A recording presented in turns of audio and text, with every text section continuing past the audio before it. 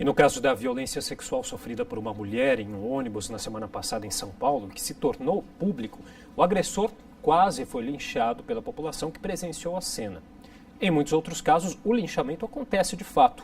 E é sobre esse assunto que vamos tratar agora. Estima-se que no Brasil aconteça um novo caso de linchamento por dia e que pelo menos 1 milhão de pessoas tenham participado de casos de violência coletiva no país nas últimas décadas.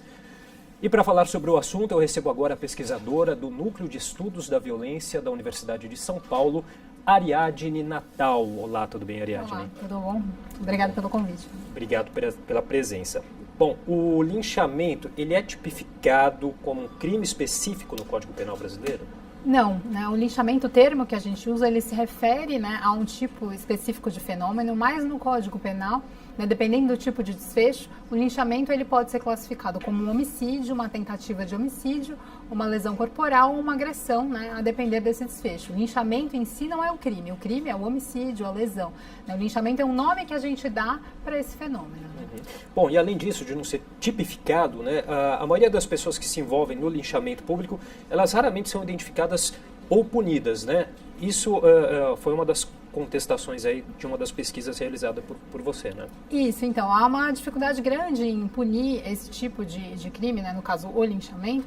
Primeiro, por uma dificuldade de identificação das pessoas que participam, as pessoas que cometem a agressão, né? A segunda questão é a dificuldade de individualizar as responsabilidades. Então, o linchamento ele envolve múltiplos agentes agindo na direção de alguém, né, agredindo uma pessoa. Então, é difícil saber exatamente quem é responsável pelo quê.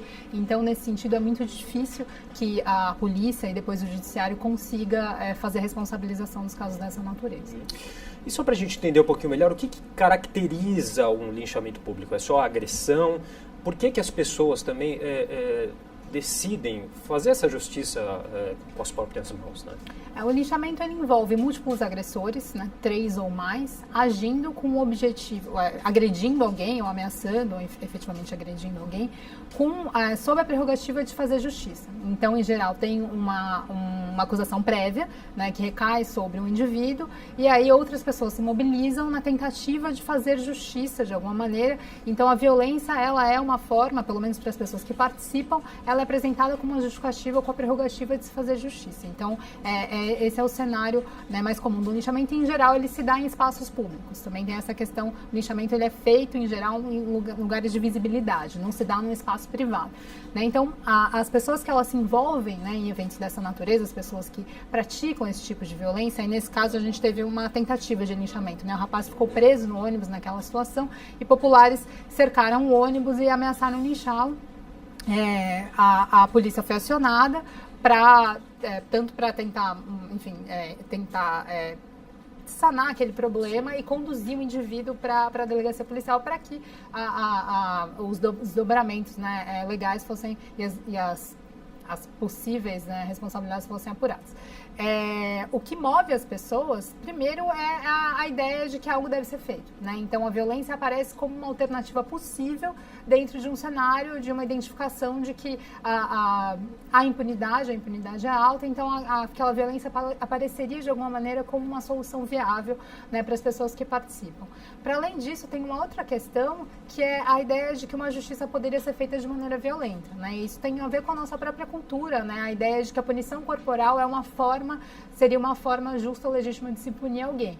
Né? Nos nossos valores democráticos, a gente tem abolido esse tipo de pena. Né? Então, a gente tem penas que envolvem privação de liberdade, que envolvem multas ou coisas do tipo, mas violência física, né, bater em alguém como forma de punir, é algo que tem cada vez mais sido tirado do rol de possibilidades. Desde a forma como você educa seu filho, ou das relações entre parceiros, até uma relação com um estranho, e aí, no caso, né, extremo de uma punição. A ideia de alguém bater em alguém, ou enfim, até chegar às vezes de fato, quem sabe até a um desfecho fatal, isso é algo que já não é mais aceito no rol, pelo menos oficialmente no nosso rol de possibilidades, digamos assim, para resolução de conflito. Né? E o fato de, por exemplo, no caso desse sujeito que a gente está tratando aqui, que cometeu essa violência sexual no ônibus, o fato de ele não ter sido preso, né, o juiz ter liberado, não ter achado que houve um constrangimento, tudo isso acaba aflorando, aguçando mais esse sentimento de revolta na população e, consequentemente, contribui para que esses casos de linchamento aconteçam com mais frequência? Certamente. Esse foi um caso que despertou, né, essa comoção, primeiro porque você teve 2 casos em dias consecutivos com o mesmo sujeito agindo da mesma maneira, né? E aí o diagnóstico é feito, a ação do Estado não foi suficiente para impedir que, né, a ação do sujeito continuasse. Então, diante disso, as pessoas dizem, será que a gente mesmo pode resolver isso? Mas a gente sabe que essa é uma solução que não necessariamente, ainda que apareça para as pessoas como uma solução viável e possível, ela não é uma solução desejável, né? O ideal é que a gente mude a forma de funcionamento das instituições e que as instituições consigam dar respostas adequadas. Então, esse sujeito, se ele tem um problema de fato, um problema mental, como tem se colocado, inclusive, né, ele vai agredir múltiplas pessoas, ele não vai parar só com uma ameaça de punição. Né? A questão para ele está para além disso, ele precisa de um tipo de intervenção, né, das autoridades que faça com que ele pare de agir, né, e que ele se trate de alguma maneira. Enfim, a gente tem que ter respostas adequadas para os nossos problemas. Né? A violência, ela aparece como uma solução quando a gente vê outras portas se fechando. Né? Então, e a gente pode dizer que esses casos de linchamento têm aumentado no decorrer do... É difícil saber, porque como ele não é um tipo penal, é mais difícil de se monitorar casos dessa natureza, né? O que a gente sabe pela imprensa. Então, nem sempre a imprensa noticia tudo o que acontece. Né? Tem momentos em que o linchamento ele se torna algo que está na pauta, e aí ele vai aparecer com mais recorrência, e tem momentos que ele se torna menos interessante para ser noticiado e ele não aparece tanto. Então, é difícil a gente separar o que acontece de fato do que é noticiado. Como a imprensa é nosso principal meio de informação sobre esse tipo de fenômeno, a gente tem essa dificuldade de monitorar. O que a gente pode dizer é que acontecia muito no passado e continua acontecendo. Isso dá para saber em algumas características a respeito de perfil, o que é que motiva esse tipo de caso, a imprensa nos dá essa informação, mas aumento e decréscimo é mais difícil monitorar com essa fonte.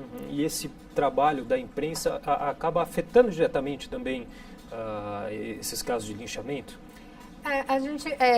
Na minha pesquisa, eu fiz um monitoramento, né, um levantamento de casos em um período de 30 anos, entre os anos 80, 90 e 2000. Foram 3 décadas. E o que ficou evidente para mim é que casos de grande repercussão, quando existia um caso com grande atenção, em seguida existiam mais notícias sobre linchamentos.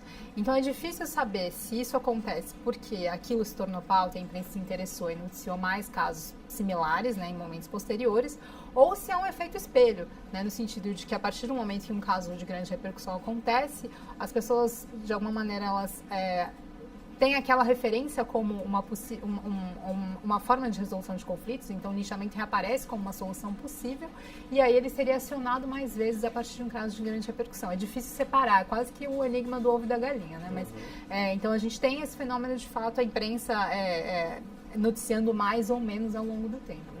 Só para a gente finalizar, rapidinho, qual que é o papel da polícia nessas questões e quais os caminhos aí para a gente tentar evitar esses linchamentos aí na sociedade? A polícia, ela tem um papel importante, primeiro, para impedir, né, que uma agressão tenha um desfecho fatal. Então, quando a polícia chega, ela é a autoridade que tenta arrefecer os ânimos ali, né, tirar a pessoa que está sob ameaça ou que está sendo, de alguma maneira, sofrendo violência e encaminhar essa pessoa para as autoridades, caso haja, de fato, uma alegação de que ela cometeu algum crime, né, então, que isso seja apurado. Né? E também, o linchamento é uma agressão em si. Né? Então, as pessoas que praticam isso, ainda que acreditam estar fazendo justiça, elas estão cometendo uma agressão. Então, a polícia também tem o papel de encaminhar essas pessoas que agrediram para responder judicialmente sobre esse tipo de agressão também. Então, nos casos de desfecho fatal, inclusive, pode gerar um homicídio, né? Então, quem pratica esse tipo de ação tem que responder também. E falar sobre esse assunto, com certeza, contribui também para que... Não, certamente. É importante esclarecer que por mais que às vezes as pessoas tenham o ímpeto de resolver conflitos dessa maneira, essa nunca é uma solução aceitável nos nossos modelos legais atuais, né? Então, a gente tem que lutar por instituições melhores e não tentar substituí-las, né, com crime pelas próprias mãos. Tá certo, Ariadne. Muito obrigado pela participação. Obrigado pelo convite.